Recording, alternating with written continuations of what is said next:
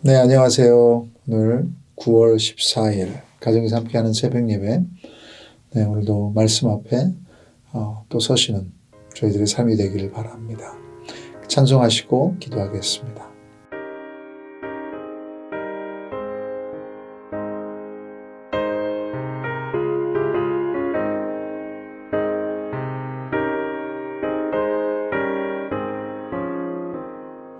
인내하신 곳에 주여 내가 비오니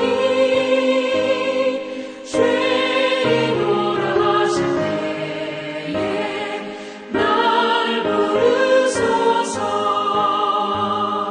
주여 주여 내가 비오니 죄인오라 하실 때에 날 부르소서. 자비하신 보좌 앞에 꿇어 엎드려 자복하고 회개하니 믿음 주소서. 주여 주여 내가 비오니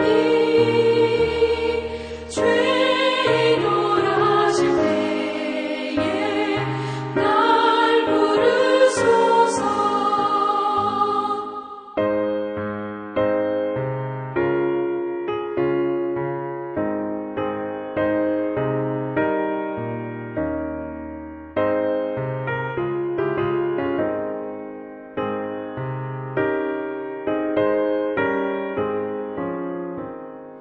주의 공로 의지하여 주께 가오니 상한 마음을 고치시고 구원하소서. 주여 주여 내가 비오니 죄인오라 하실 때에 날 부르소서. 만국 근원 우리 주여 위로하소서. 우리 주와 같으시니 어디 있을까. 주여 주여 내가 비오니 죄인오라 하실 때에 날 부르소서. 아멘. 참 좋으신 하나님 아버지, 벌써 9월 달입니다. 지금까지 인도하신 하나님께서 이번 가을도 하나님의 계획이 있는 줄 믿습니다. 그 계획을 잘 따라가는 저희의 삶 되게 하여 주시옵소서. 또 성령님의 음성 듣는 시간 되게 하여 주시옵소서. 예수님의 이름으로 기도드립니다. 아멘. 예레미야 6장 1절부터 15절 말씀 우리 한 절씩 보겠습니다. 예레미야 6장 1절부터 15절입니다. 베냐민 자손들아 예루살렘 가운데로부터 피난하라. 드고아에서 나팔을 불고 베핫게렘에서 깃발을 들라. 재앙과 그 파멸이 북방에서 엿보아 오미니라. 아름답고 우환한 시옷의 딸을 내가 멸절하리니 목자들이 그 양떼를 몰고 와서 주위에 자기 장막을 치고 각기 그 처소에서 먹이리로다. 너희는 그를 칠 준비를 하라. 일어나라 우리가 정오에 올라가자. 아하 가깝다. 날이 기울어 저녁 그늘이 길었구나. 일어나라 우리가 밤에 올라가서 그 요새들을 헐자하도다. 만군의 여호와께서 이와 같이 말하노라. 너희는 나무를 베어서 예루살렘을 향하여 목책을 만들라. 이는 벌받을 성이라. 그 중에는 오직 포악한 것뿐이니라. 샘이 그 물을 쏟구쳐냄 같이 그가 그 악을 드러내니 폭력과 탈취가 거기에서 들리며 질병과 살상이 내 앞에 계속하느니라. 예루살렘아 너는 훈계를 받으라. 그리하지 아니하면 내 마음이 너를 싫어하고 너를 황폐하게 하여 주민이 없는 땅으로 만들리라. 만군의 여호와께서 이와 같이 말씀하시되 포도를 따듯이 그들이 이스라엘의 남은 자를 말갛게 주우리라. 너는 포도 따는 자처럼 내 손을 광주리에 자주자주 놀리라 하시나니 내가 누구에게 말하며 누구에게 경책하여 듣게 할꼬 보라. 그 귀가 할례를 받지 못하였으므로 듣지 못하는도다. 보라, 여호와의 말씀을 그들이 자신들에게 욕으로 여기고 이를 즐겨하지 아니하니 그러므로 여호와의 분노가 내게 가득하여 참기 어렵도다. 그것을 거리에 있는 아이들과 모인 청년들에게 부으리니 남편과 아내와 나이든 사람과 늙은이가 다 잡히리로다. 내가 그 땅 주민에게 내 손을 펼 것인즉 그들의 집과 밭과 아내가 타인의 소유로 이전되리라. 여호와의 말씀이니라. 이는 그들이 가장 작은 자로부터 큰 자까지 다 탐욕을 부리며 선지자로부터 제사장까지 다 거짓을 행함이라. 그들이 내 백성의 상처를 가볍게 여기면서 말하기를 평강하다 평강하다 하나 평강이 없도다. 그들이 가증한 일을 행할 때에 부끄러워하였느냐? 아니라 조금도 부끄러워하지 않을 뿐 아니라 얼굴도 붉어지지 않았느니라. 그러므로 그들이 엎드러지는 자와 함께 엎드러질 것이라. 내가 그들을 벌하리니 그때 그들이 거꾸로 지리라. 여호와의 말씀이니라. 여러분 담뱃값들을 보시면 거기는 이제 경고문들이 적혀져 있죠. 흡연하면 수명 단축, 부모의 흡연은 자녀의 건강을 해친다. 암에 걸릴 수 있다. 이런 것들을 보신 적이 있을 겁니다. 아주 숨겨지지 않는 메시지고 적나라하게 경고하고 있습니다. 분명히 그것은 warning sign, 경고입니다. 그럼에도 불구하고 담배는 여전히 팔리고 있고 아마도 주위에서 흡연을 하시는 분도 아실 것입니다. 근데 이건 담배만이 아니라 세계보건기구에서는 다이어트 콜라도 당뇨병이나 심혈관 질환의 위험성을 높이기에 사용을 자제하라는 그런 워닝 사인들이 나오기도 합니다. 그리고 카페인, 알코올, 음료 등등 건강에 위험성이 있다는 정보를 적어도 한 번쯤은 들으셨을 것입니다. 여기에 메시지는 그럼에도 불구하고 이런 것들을 하라는 것이 아니라 경고를 무시하지 말고 돌아서라는 것이죠. 멈추라는 것입니다. 지금 하나님은 예레미야 선지자를 통해 남유다 이스라엘 백성에게 경고를 하십니다. 한 번, 두 번. 그리고 또 오늘 본문에서도 너의 죄 때문에 예루살렘이 공격을 당하고 점령을 당하고 벌을 받는다. 1절, 2절 같이 한번 읽어보실까요? 베냐민 자손들아 예루살렘 가운데로부터 피난하라. 드고아에서 나팔을 불고 베약게람에서 깃발을 들라. 재앙과 큰 파멸이 북방에서 엿보아 오미니라. 아름답고 우아한 시온의 딸을 내가 멸절하리니. 베냐민 자손은 남유다 나라를 말합니다. 그 남유다. 이스라엘은 아름답고 우아한 시온의 딸인데 북방에서 공격해오는 바벨론과는 게임이 안 된다는 것이에요. 우아한 여인들이 어떻게 그 무시무시한 군대를 막을 수 있겠습니까? 그래서 그 재앙과 파멸이 오기 전에 빨리 나팔을 불어 피하도록 알리라는 것이죠. 베약게름에서 깃발은 스모크 시그널. 그래서 옛날에는 이제 전화기가 없으니까 적군들이 쳐들어오면 봉화대에 불을 피우고 그 다음에 그 봉우리에 이제 불을 피고 해서 적이 쳐들어오는 것을 알려주는 것입니다. 그렇게 피하라고 하시는데 그래봤자 소용없다. 4절에 아하 아깝다 날이 기울어 저녁 그늘이 길었구나. 영어 번역은 이 아하 아깝다를 woe to us for the day declines. 비통하다 화 있을진저 이 재앙은 피할 수 없고 빨리 끝나지도 않을 것이라는 그 공격하는 날이 저녁까지 길어졌다는 것이죠. 그래서 5절에서는 그들이 밤에도 이스라엘의 요새들을 무너뜨리러 온다는 것입니다. 6절에 만군의 여호와께서 이와 같이 말하노라. 너희는 나무를 베어서 예루살렘을 향하여 목책을 만들라. 이는 벌받을 성이라. 그 중에는 오직 포악한 것뿐이니라. 하나님이 이 고난을 허락하신다는 것입니다. 죄에 대한 하나님의 징벌입니다. 더 이상 죄의 대가를 막아주지 않으신다는 것이에요.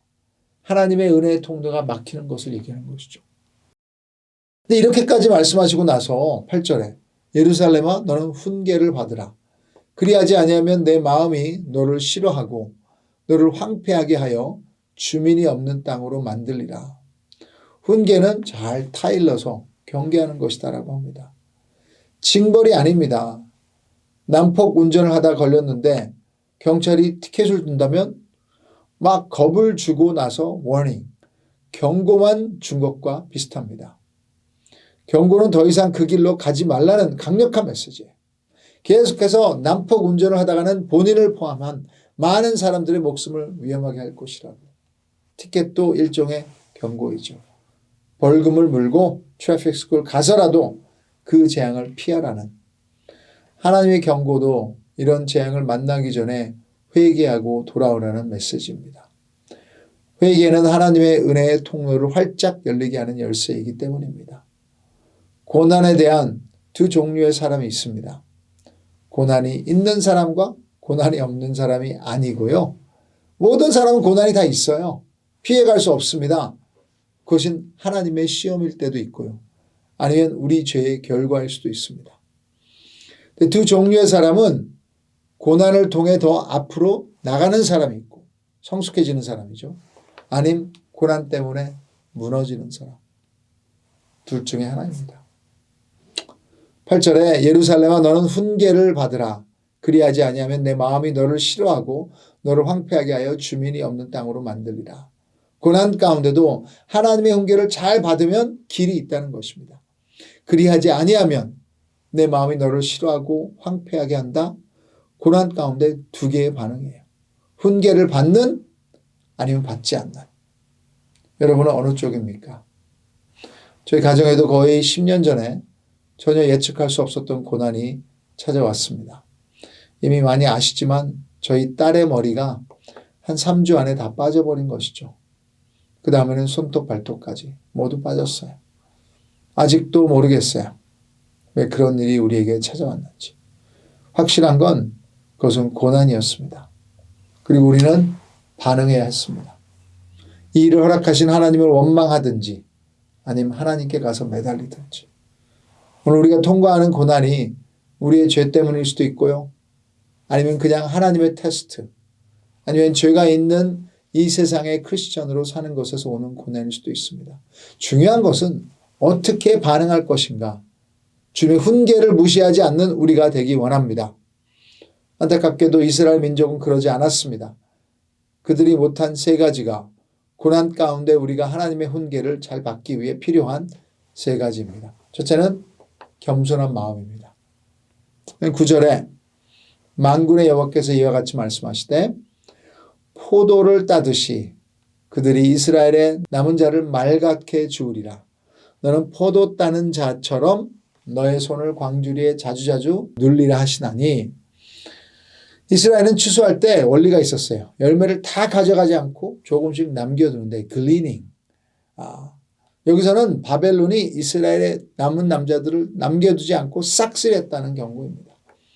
그러면서 10절에 하나님이 한탄하십니다. 내가 누구에게 말하며 누구에게 경책하여 듣게 할꼬. 보라, 그 귀가 할례를 받지 못하였으므로 듣지 못하는도다. 에스겔서에서는 할례 받지 못한 마음이 나오는데 귀가 할례 받지 못하였다는 의미는 교만입니다. 이스라엘은 겸손하지 못하여 하나님의 음성을 들을 수 없다는 것입니다. 고난 가운데 하나님은 분명히 말씀하십니다. 근데 그 음성은 오직 겸손한 자만이 들을 수 있어요. 가끔씩 새벽기도 안 나오시던 분들이 새벽기도를 나오실 때는 무슨 일이 있으신가? 그런 생각이 듭니다. 그런데 너무 좋은 반응이에요. 겸손한 것입니다. 하나님 아니면 해결책이 없다. 하나님은 갈급한 영혼을 반기십니다. 시편 42편 1절에 하나님이여 사슴이 시냇물을 찾기에 갈급함같이 내 영혼이 주를 찾기에 갈급하나이다. 주님 한 분만 원합니다. 주님의 음성을 듣기 원합니다. 고난 가운데 겸손히 하나님께 더 자주 더 우선순위를 두시며 나오시는 저와 여러분 되기를 축복합니다. 둘째로 고난 가운데 하나님의 훈계를 잘 받기 위해 필요한 것은 하나님 말씀을 즐거워하는 마음입니다.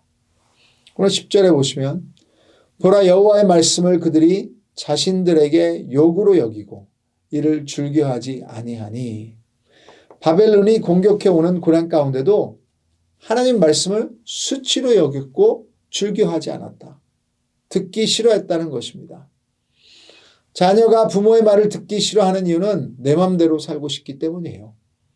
여러분들의 가족이나 친척들 중에 분명히 이런 어른이 있으실 것입니다. 가족들이 모일 때마다 입만 여시면 듣기 싫은 소리를 하시는 분. 그분이 말을 하기 시작하면 듣기 싫어서 딴 생각을 하거나 끝나기만을 기다리는 것. 아예 무시해버리죠. 이것이 하나님 말씀에 대한 이스라엘의 반응이었습니다. 자신들에게 욕으로 여기고 즐겨하지 아니하니. 그래서 11절에 그러므로 여호와의 분노가 내게 가득하여 참기 어렵도다.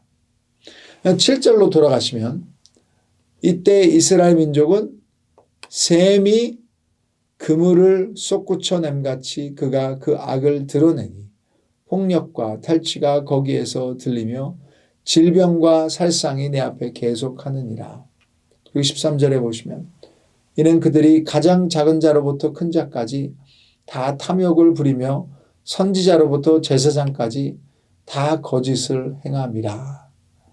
하나님 말씀을 싫어할 때나 이 싫어할 때 나타나는 증상들이에요. 죄인들이 마음대로 하고 살면 이런 일들이 벌어집니다.